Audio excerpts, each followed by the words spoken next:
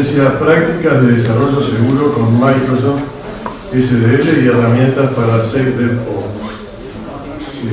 Fabián Alves, y lo da por Microsoft Uruguay al tema. Fabián Alves es consultor senior con más de 20 años de experiencia en software, 7 años de experiencia en Microsoft. Es argentino, estudios realizados en la Universidad KS y vive en Uruguay desde el año 2013. Así que lo dejo con Fabián.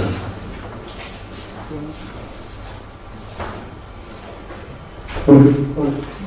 Muchas gracias. No sé si usar esto o acercarme aquí. Hola. Ahí mejor, ¿no? Más o menos. ¿Tenés micrófono allá? Ah, o solapero también. No, está bien, usamos este. Bueno, entonces, yo soy consultor de servicios de Microsoft hace 7 años, trabajo en el dominio de apps, que es básicamente lo que antiguamente se conocía como consultoría de desarrollo. ¿Sí? Trabajo básicamente en proyectos de servicios, haciendo actividades más de arquitectura, y últimamente, en los últimos años, también trabajamos bastante en lo que es el incorporar prácticas de seguridad en el desarrollo. ¿Sí? Entonces, lo que les voy a comentar, lo que les voy a mostrar, es qué hace Microsoft en cuanto a servicios y en cuanto al desarrollo para incorporar características de seguridad y privacidad en los productos y servicios, y también un poco las herramientas que existen actualmente para incorporar en las prácticas de DevOps. Así que en primer lugar les cuento un poco qué es Microsoft Secure Developer Lifecycle. Microsoft SDL es un conjunto de prácticas, un proceso y un conjunto de herramientas que al principio eran herramientas internas de Microsoft hasta el 2008, que se liberaron a la comunidad. Este conjunto de herramientas fue evolucionando con el tiempo por los cambios de escenarios, ¿sí? El advenimiento de la nube, las prácticas de desarrollo ágiles y por último DevOps. Así que les voy a mostrar un poquito cómo algunas de esas prácticas todavía se han adaptado a estos cambios y siguen siendo parte del proceso de desarrollo, y también las herramientas han evolucionado para adaptarse a estas nuevas formas de trabajar. ¿Sí? Entonces, como les decía, SDL es un conjunto de prácticas que introducen consideraciones de seguridad y privacidad. Es un poco lo que les venía comentando. Nosotros en los proyectos de servicios tratamos de incorporar estas prácticas desde el inicio, ¿sí? Es decir, desde las etapas iniciales. Nosotros trabajamos con unas actividades que se llaman Sprint Zero, ¿sí? Dentro de lo que serían las prácticas ágiles. El Sprint Zero es una actividad que se produce previo al inicio de los desarrollos, ¿sí? A cualquier desarrollo, y en esa etapa previa donde se depuran los requerimientos, se hacen pruebas de concepto y donde se aterrizan, digamos, ciertas características que se quieren desarrollar. Ahí nosotros comenzamos con las prácticas de desarrollo seguro. ¿Sí? Es decir, se comienza con, no es algo que se incluye en algún momento, sino que se comienza desde el inicio con estas prácticas. Les voy a enumerar un poco las prácticas que están incluidas y que vienen evolucionando, como les decía, desde hace mucho tiempo. En particular, después les voy a mostrar qué es el modelado de amenazas y una herramienta en particular que se usa mucho, que es una herramienta de modelado de amenazas. Y después, un poco, las otras herramientas que permiten o facilitan la ejecución de estas prácticas. En primer lugar, lo que recomienda SDL es que todo el equipo que participa en el desarrollo esté capacitado en temas de seguridad, amenazas comunes, prácticas de desarrollo seguro. ¿Sí? O sea, el tema de capacitación es fundamental. Después también es muy importante que los requerimientos de seguridad estén propiamente documentados, definidos, y que también sean parte del backlog y de la definición de lo que se tiene que desarrollar. Nosotros en la práctica los requerimientos de seguridad los gestionamos como si fueran un requerimiento no funcional, ¿sí? Hay distintos tipos de requerimientos no funcionales, en particular los de seguridad se manejan de la misma manera, ¿sí? Y es importante que queden también registrados y que después se genere la trazabilidad entre todos los requerimientos, los cambios de arquitectura y los cambios en el código, ¿sí? Una vez definidos los requerimientos de seguridad, también es importante definir las métricas y los niveles de cumplimiento. Para poner un ejemplo, las métricas podrían ser la cantidad de bugs y la severidad de esos bugs relacionados a seguridad, ¿sí?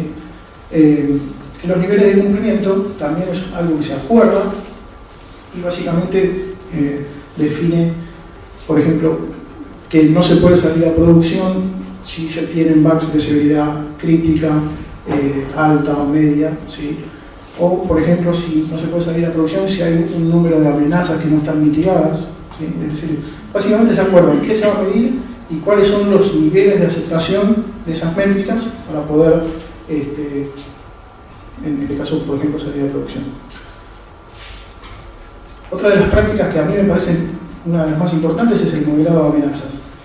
Yo les voy a mostrar un poquito cómo se hace el modelado, qué herramientas hay. Me parece que es importante también, porque es una herramienta muy útil para comunicar aspectos de seguridad al equipo de desarrollo. O sea, uno ve un modelo de amenazas y entiende fácilmente de qué se está hablando. Y es importante también porque cuando se introduce la práctica del modelado de amenazas en un equipo de desarrollo, a los desarrolladores, arquitectos y demás participantes les hacen un clic y empiezan a pensar de otra manera, ¿sí? Entonces, más allá de que después el modelo de amenazas no se desarrolle totalmente, no sea completo, o digamos, no se llegue a profundizar demasiado, aunque sea iniciar con la práctica del modelo de amenazas, ya hace un cambio en el mindset de los participantes del equipo, ¿no?, de desarrollo. Bueno, después definir estándares, en este caso menciona infiltración, pero todo lo que sea estándares de seguridad que se vayan a aplicar en el proceso de desarrollo tienen que estar predefinidos para que no quede al libre albedrío del equipo cuál utilizar. Entonces es un tema de gobierno de los estándares de seguridad que se van a utilizar. Otra práctica que en estos tiempos está se requiere mucho es gestionar el uso de componentes de terceros. Todos los desarrollos ahora actualmente tienen una gran cantidad de componentes de terceros. Incluso para los desarrolladores es muy fácil ahora incluir componentes de terceros porque les gusta una característica y enseguida lo incorporan y no tienen en cuenta el impacto que tiene eso en las vulnerabilidades, ¿no? Entonces, nosotros lo que hacemos es, como parte del proceso de desarrollo, gestionar los componentes de terceros. Hay distintas herramientas, ¿sí?, algunas mencionadas ahí. En las prácticas de DevOps, el chequeo de componentes de terceros se hace de forma automática. Incluso se puede limitar, por ejemplo, o hacer que la aplicación no compile en el servidor de integración si hay ciertos componentes que no fueron validados, ¿sí? Entonces, es muy importante y es algo que ayuda mucho en los desarrollos tener esto automatizado. Bien, el uso de herramientas aprobadas tiene que ver con las herramientas de desarrollo, ¿no? Esto también es para tener gobierno de cómo se desarrolla y para poder restringir o forzar ciertas características del proceso de desarrollo para los participantes del equipo. Después, otra práctica que es muy recomendada y que se hace generalmente también de forma automatizada es el análisis estático de código. Se hace para distintas cosas, para calidad, para temas de estilo, para temas de legibilidad, pero también para seguridad, ¿sí? Microsoft tiene dos herramientas, una que se llama DevSkin y otra que se llama el analizador de compilación de Roslyn para proyectos de .NET Core, pero que básicamente lo que hacen es leer el código y detectar posibles vulnerabilidades, contrastarlas en algunos casos contra el WASP Top 10 y bueno, permitir o no, o informar acerca de la calidad en cuanto a seguridad del código, ¿no? En particular, DevSkin lo que tiene es que se integra a los IDE, a las herramientas de desarrollo, y en tiempo real le va diciendo al desarrollador si está haciendo algo que no es seguro. Otra de las prácticas recomendadas es el análisis dinámico. El análisis dinámico es ya no sobre el código fuente, sino sobre la aplicación corriendo. ¿Sí? ¿Esto qué quiere decir? Que básicamente se hace un testing que se llama fast testing, que es alimentar a la aplicación con datos generados aleatoriamente con la intención de romperla y ver dónde falla, ¿no? Entonces para eso se requiere que la aplicación esté corriendo y se requiere también configurar un conjunto de datos que puedan hacer fallar la aplicación. En particular, Microsoft tiene una herramienta que se llama Microsoft Security Risk Development, no me acuerdo la sigla, pero básicamente es un servicio de nube, ¿sí? que permite que uno despliegue su aplicación y este servicio levanta en la nube un laboratorio y empieza a hacer pruebas, ¿sí? Y da resultados sobre cómo se comporta la aplicación ante un ingreso de información inválida, ¿sí? o malintencionado. Tiene dos aspectos esta herramienta. El fast testing, que es insertar datos que son basura o que son malintencionados, y también el escaneo de aplicaciones web. El escaneo de aplicaciones web básicamente lo que hace es ir a navegar por todos los puntos de acceso de la aplicación, genera un mapa, ese mapa nos da lo que sería la superficie de ataque de la aplicación, y es muy interesante verlo porque permite justamente después accionar sobre eso, o sea, reducir la superficie de ataque, dejar solamente disponible lo que realmente se va a utilizar. Eso funciona para aplicaciones web y para aplicaciones que no tienen interfaz, o sea, web APIs, en Windows y Linux. Bien, otra de las prácticas recomendadas es el test de penetración. Aquí en particular no tenemos herramientas, generalmente se contrata a terceros.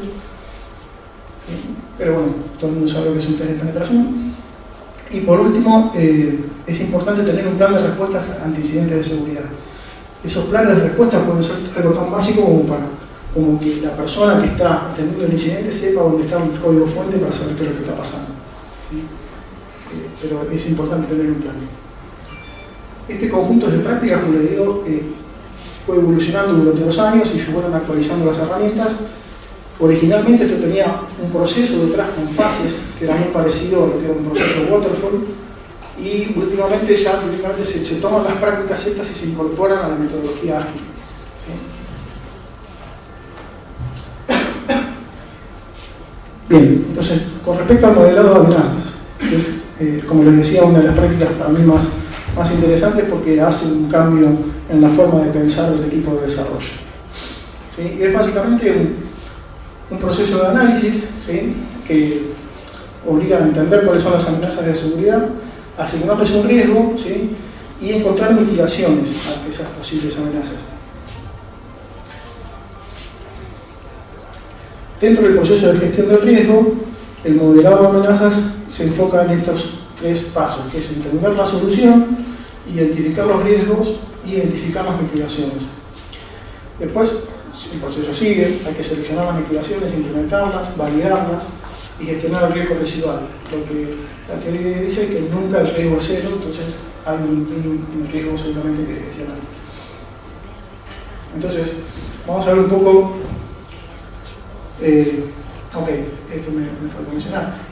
El modelado de amenazas es mucho más efectivo y se recomienda hacer en la etapa de diseño, ¿sí? Es iterativo, se puede hacer en forma iterativa en el caso de que se use una metodología ágil, ¿sí? Al principio de cada iteración, cuando se va a implementar la funcionalidad, se puede refrescar el modelo de amenazas, ¿sí?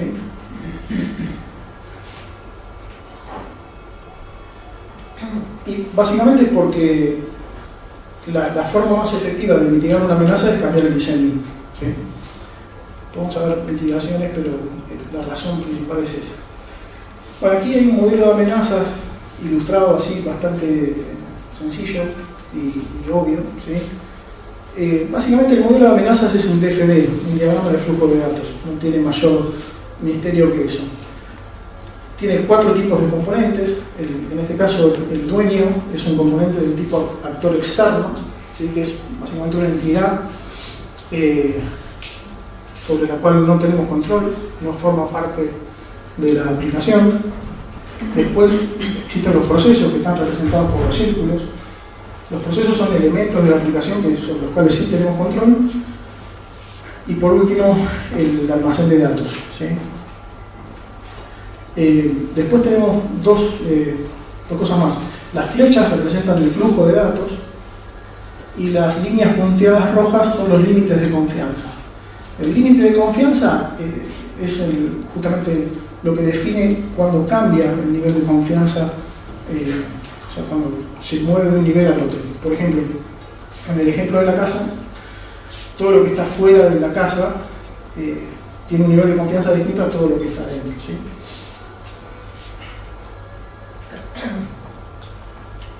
El actor externo, el proceso, el almacén de datos, ¿sí? El flujo de datos y el límite de confianza. Esos son los componentes genéricos, o sea, de un modelo de amenazas.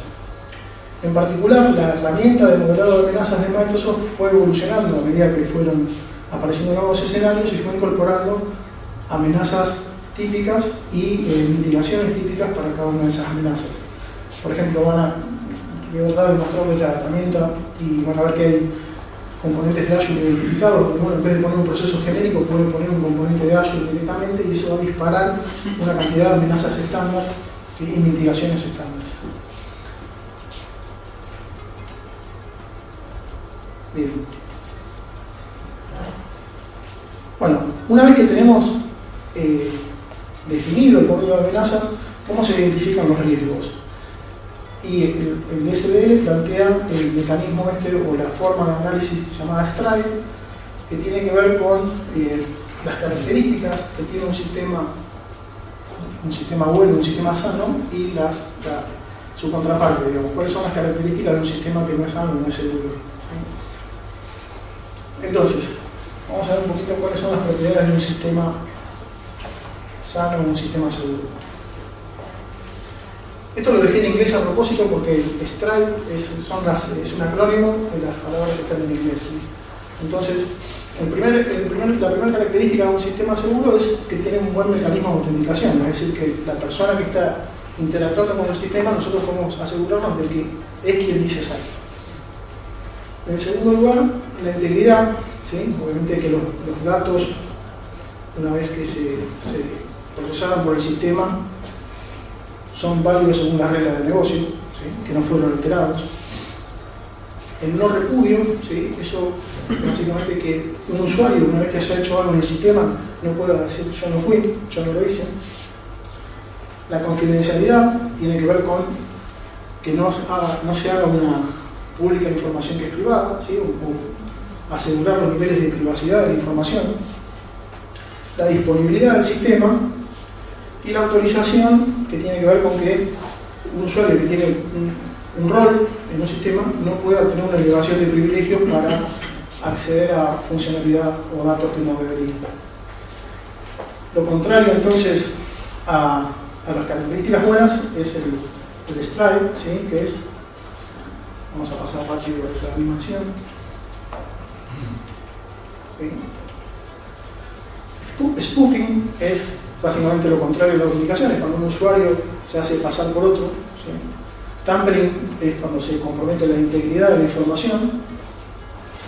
El repudio, ¿sí? Es lo que le permite a un atacante decir, cubrir sus huellas, es decir, yo no hice, no fui yo quien hizo esa acción.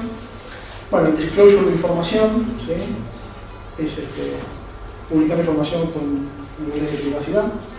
La denegación de servicio es lograr que el servicio se caiga, que no esté disponible, y la elevación de privilegios. Generalmente los atacantes tienen como objetivo la information disclosure, el level of service y el tampering, y como pasos intermedios la elevación de privilegios y el spoofing. Y por último, ocultar el ataque a través del repudio. Entonces, teniendo en cuenta todas estas características de los sistemas sanos y los sistemas que no tienen, digamos que tienen comprometida la seguridad, creo que no sé qué está. Okay. Es que la herramienta de las amenazas trabaja. Yo me voy a tener que poner aquí para mostrarles porque no tengo la presentación. Déjenme ver.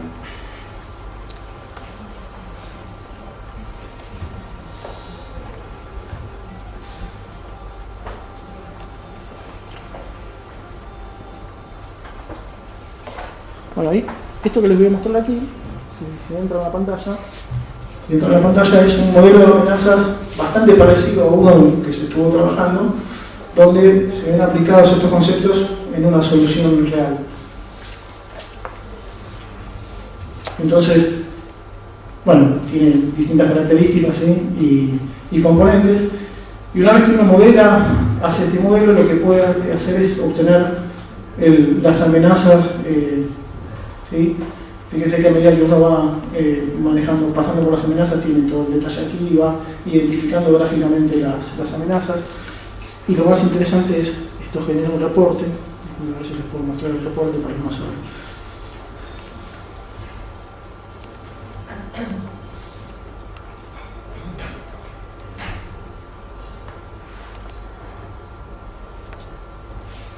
Voy a cortar la presentación.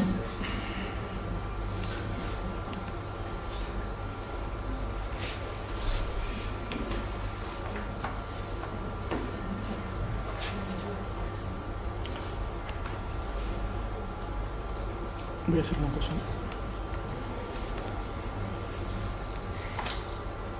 Bueno, a ver si se ve ahí.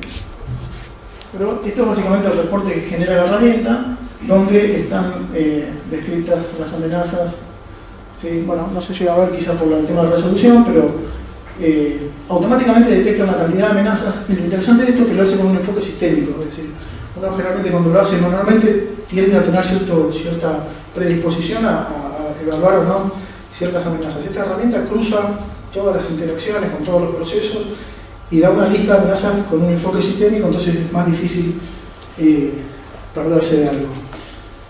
Lo que generalmente pasa cuando se ve esto es, uno dice, bueno, ¿cómo puede ser que tenga tantas amenazas? O sea, es un desastre.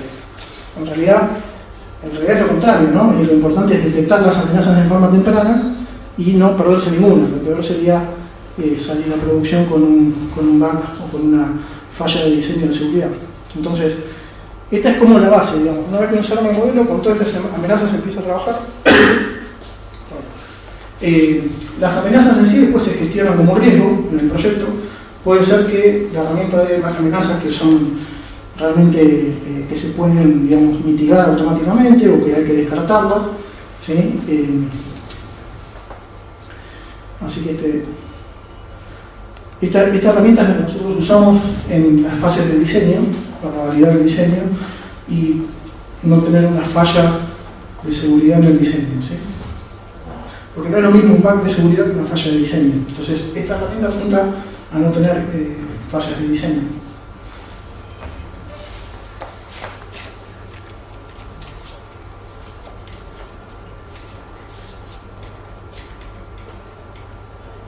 Bien, entonces una vez que tenemos identificadas las amenazas, bueno, hay otras maneras de identificar amenazas que seguramente ustedes están más al tanto que yo, todo el tema de OWASP y demás entidades que van registrando amenazas comunes y uno puede ir monitoreando a través de estas entidades, ¿no? Bien, entonces, una vez que se detectan las amenazas, ¿cuál es el criterio para mitigarlas? Lo primero que, la forma mejor de mitigar una amenaza es haciendo un cambio en el diseño, ¿sí? Es lo más efectivo. Pasa que muchas veces, porque el modelado de amenazas se hace en una fase posterior o cuando el desarrollo está iniciado, es muy costoso. Por eso que hay que hacerlo lo antes posible. Después, si no se puede hacer un rediseño, hay una cantidad de mitigaciones estándar que ya son conocidas y son seguras.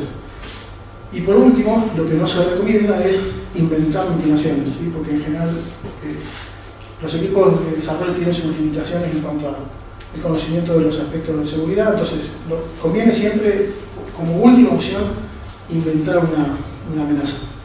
Después, otra de las cosas que se puede hacer es transferir el riesgo o aceptar el riesgo, ¿sí? Pues ya son decisiones más de negocio. Lo importante es que con el modelo de amenazas todo el mundo esté comunicado y todo el mundo vea la misma foto. Y se puedan tomar estas decisiones a partir de esa información. Entonces, ejemplos de mitigaciones estándar. Ante la amenaza de spoofing, una de las mitigaciones más comunes es implementar un múltiple factor de autenticación, ¿sí? Es decir, quiero acceder a un sitio, aparte de poner el usuario y password, bueno, me envía una autenticación al celular, etc. Ante la amenaza del tampering, que tiene que ver con la integridad de los datos, bueno, el uso de firma digital, listas de control de acceso. Ante la amenaza de repudio, la autenticación también segura. Ante la disclosure de información, la encriptación de datos, la lista de acceso. Ante la amenaza de denegación de servicio, el establecimiento de cuotas para no generar consumos desmedidos y poder afectar la disponibilidad del servidor o de la aplicación o de la solución. Y por último, para la delegación de privilegio, aparte de la implementación de ACL, tener un esquema de roles bien implementado, ¿no? Solamente un ejemplo.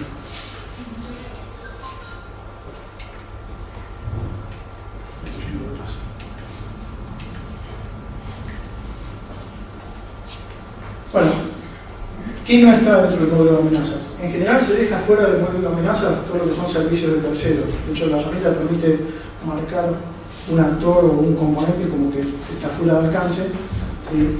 Y bueno, en general está bien o se considera aceptable asumir que los componentes de terceros que uno consume están bien implementados y tienen y testeados en forma segura. Lo que no se recomienda asumir es que la configuración para el consumo de esos servicios de terceros esté configurado correctamente, ¿sí? Por lo tanto, eso sí hay que contemplarlo dentro del modelo.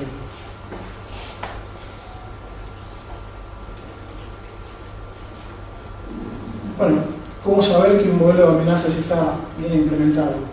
Hay ciertas características que tienen que ver las amenazas, que tienen que describir bien el ataque, el contexto y el impacto, y desde ya las mitigaciones tienen que estar asociadas a una amenaza, tienen que describir claramente la mitigación. Y hay algo que es muy importante, que para mí es que todo esto, tanto las amenazas, las mitigaciones y las acciones que se hacen correctivas a partir de esas amenazas y mitigaciones, tienen que estar trazadas, ¿sí? Tiene que haber trazabilidad en todo eso para que en el momento de que ocurra una falla uno pueda saber cuál fue el origen del cambio y demás. Bueno,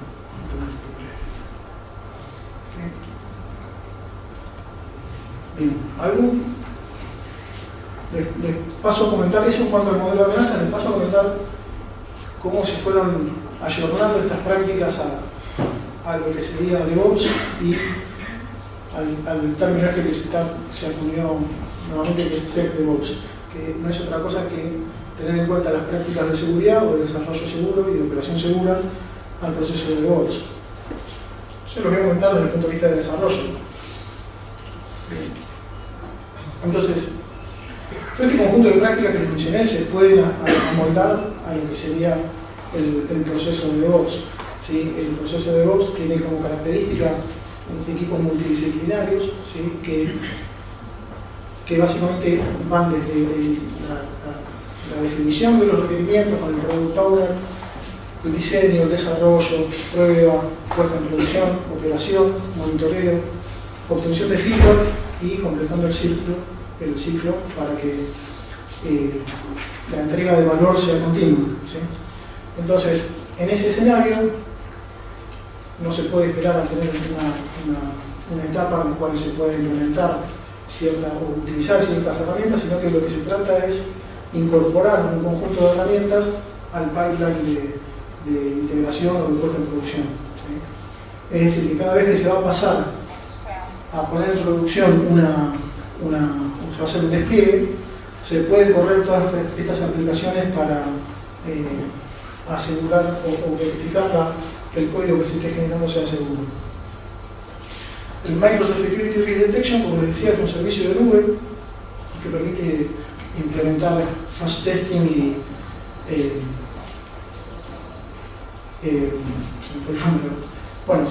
fast testing y detectar la superficie de ataque de las aplicaciones, ¿sí? Analizar las aplicaciones web cuando están corriendo.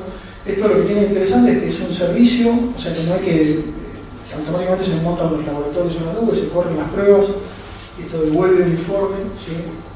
Ese informe se incorpora en el pipeline de release y después se puede accionar automáticamente o no en base a las fallas que se encontraron.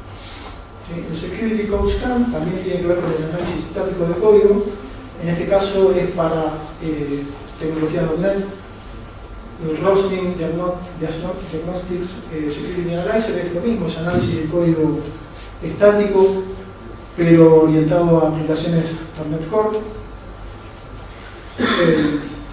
La aplicación DevSkin es más en realidad, no es parte del pipeline, así que es un error.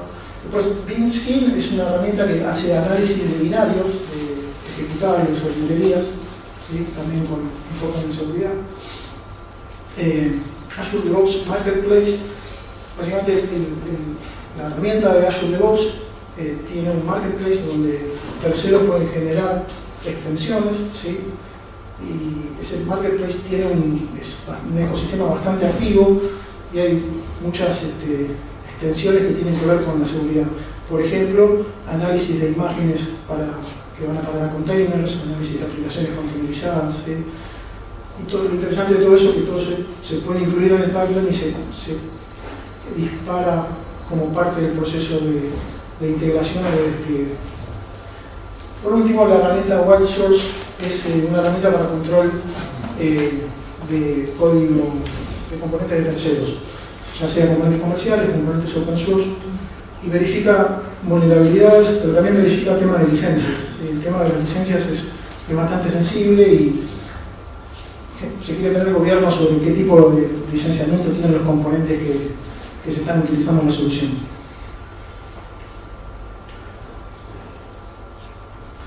Por último, esta es otra herramienta que se puede incluir dentro de los pipelines de DevOps.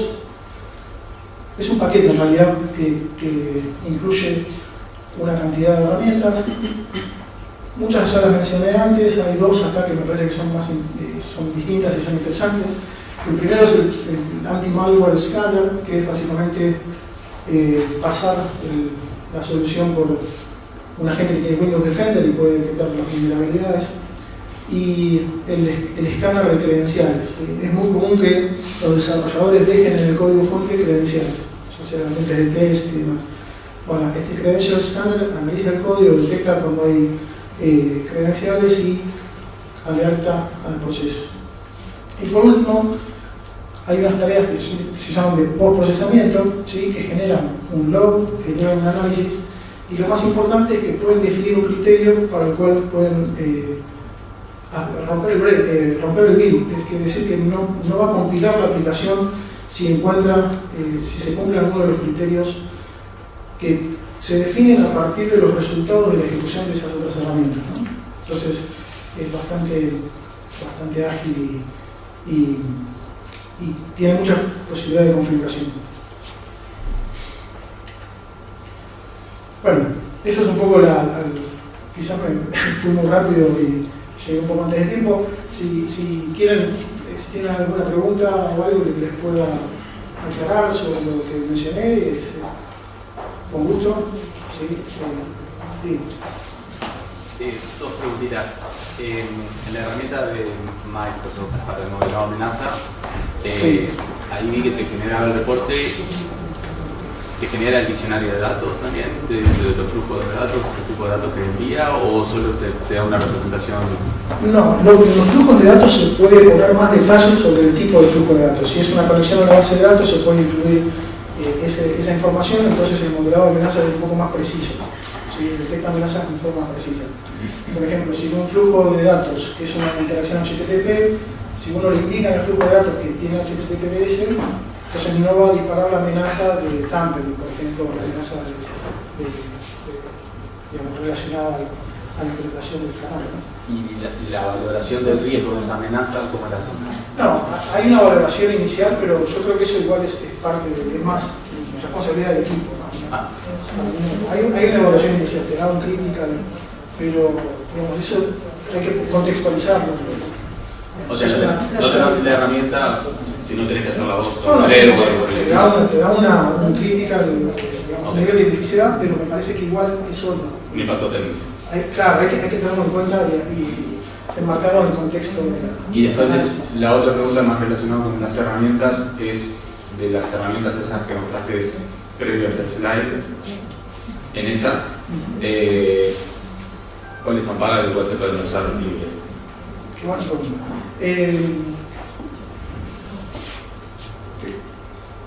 Bueno, los análisis Roslyn, DevScheme y ThinkScheme son gratis, eso no se paga. Esta es gratis también, el análisis de código de terceros. Security Risk Detection y Security Code Scan, creo que no se accede a través de un contrato de soporte. Si no tienes un contrato de soporte con Azure, podés pedir que te den esas herramientas, te las habiliten en tu organización de DevOps. Y las de Marketplace tienen su propio, pues son precios porque son las del ecosistema.